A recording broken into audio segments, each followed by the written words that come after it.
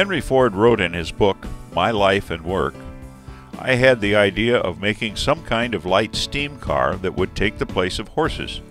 I built a steam car that ran, but the boiler was dangerous. For 2 years I kept experimenting with various sorts of boilers, and then I definitely abandoned the whole idea of running a road vehicle by steam. But I did not give up on the idea of a horseless carriage. In 1887 I built one of the Otto 4-cycle engines just to see if I understood the principles. The little model worked well enough. It had a 1-inch bore and a 3-inch stroke, operated with gasoline, and while it did not develop much horsepower, it was slightly lighter in proportion than the engines being offered commercially. I gave it away later to a young man. That was the beginning of the work with the internal combustion engine. It was in 1890 that I began work on a double-cylinder engine. The plan of the two opposed cylinders was that while one would be delivering power, the other would be exhausting. This naturally would not require so heavy a flywheel to even the application of power. The hardest problems to overcome were in the making and breaking of the spark and the avoidance of excess weight. In 1892, I completed my first motor car, but it was not until the spring of the following year that it ran to my satisfaction. This first car had something of an appearance of a buggy. There were 2 cylinders with 2.5-inch bore and a 6-inch stroke set side by side over the rear axle. I made them out of exhaust pipe of a steam engine that I had bought. They developed about 4 horsepower. The power was transmitted from the motor to the countershaft by a belt, and from the countershaft to the rear wheel by a chain. The car would hold 2 people, the seat being suspended on posts and the body on elliptical springs. My gasoline buggy was the first and for a long time the only automobile in Detroit. It was considered to be somewhat of a nuisance, for it made a racket and scared horses. I ran that machine about 1,000 miles and then sold it to Charles Ainsley of Detroit for $200. A few years later I bought it back from a man who Mr. Ainsley had sold it to. The original quadricycle is under lock and key at the Henry Ford Museum in Detroit. George DeAngelis, a retired Ford Art Department supervisor, wanted to reproduce Mr. Ford's first car in the early 1960s. Since there were no blueprints for the machine, DeAngelis drew his own plans. He had to make his measurements outside the glass case protecting it because the museum wouldn't take the machine out of its case. By December 1961, the museum decided that if he was determined to reproduce the quadricycle, the vehicle had better be right. DeAngelis' plans turned out to be more than 70 drawings plus several large ones. He sold me a set of drawings in 2010.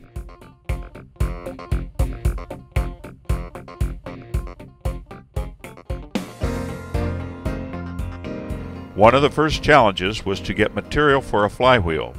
I was able to find a burnout or rough-cut piece of steel at a local machine shop. It was more than 1 inch too thick and 1 inch too large in diameter. With suggestions from Roger Byrne, a machinist with great knowledge of historical engines, I mounted the piece on a rotating table on my vertical mill. Hundreds of hours later, the flywheel was completed. One of the next major challenges was to make the wheels. The tires are 28 inches by 1 3/4 inches. This is not a common size in America. A local bicycle shop in Decorah found rims that would mount the metric equivalent tires. I ordered spokes and nipples from Buchanan Spoke and Rim in California. My bike guy strung and trued the wheels. Another challenge was making the cylinders. Fortunately, one of my machine shops suggested using hydraulic cylinder stock for the cylinders. This saved a lot of time getting seamless tubing and truing it. The piston size of 2.5 inches converts easily to 62.5 millimeters, so pistons and rings were obtainable. My good friend Lowell Van Horn built the wood seat and front end of the car using soft maple. They were painted with quick poly, and after priming with auto body sanding primer, will be painted satin black. He made the wood drive pulleys and steering knob from walnut. The frame is angle iron. The seat is mounted on strap steel. The only springs are on the front axle. They are full elliptical and are mounted to wood blocks attached to the side of the wooden front piece. The front axle is steel bar stock with kingpin sockets welded to the ends. The tiller bar is round stock bent to suit.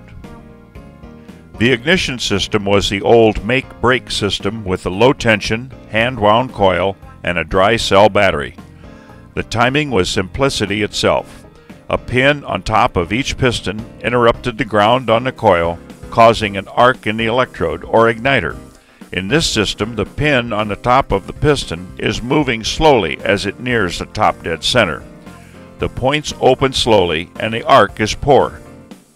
DeAngelis and I substituted Model T coils to get a hotter spark. We also used conventional spark plugs, which hadn't been invented in Henry's day. With me today is my associate Jarrett. He's been with me since before we started the Quadricycle project. Jarrett has been exposed to machine work and has worked in all parts of the shop, from cleaning to welding and machining. What part have you liked the best? Everything from planning to actually doing hands-on work. Good. Now we're going to see more of the project, including the first test drives. Great.